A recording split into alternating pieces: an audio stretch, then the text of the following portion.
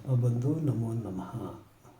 జీవిత మాధుర్యము 5వ రోజు హృదయ క్షీరసాగరం గురించి తెలుసుకుందాం.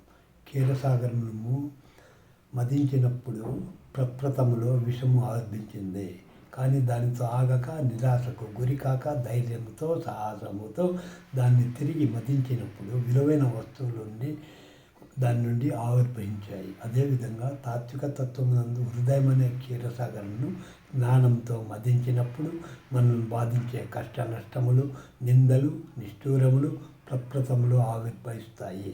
కానీ ధైర్యంతో, సాహసంతో, విశ్వాసంతో గట్టిగా పట్టుపట్టి మదించినప్పుడు అందులో దయ, ప్రేమ, కరుణ, క్షమ, శాంతి ఇత్యాది విలువలన్నీ ఆవిర్భవిస్తాయి. కనుక మానవుడు నిరాశ గురికాక ధైర్య సాహసంతో, ఆత్మవిశ్వాసంతో కార్యక్రమంతో పాల్గొనాలి.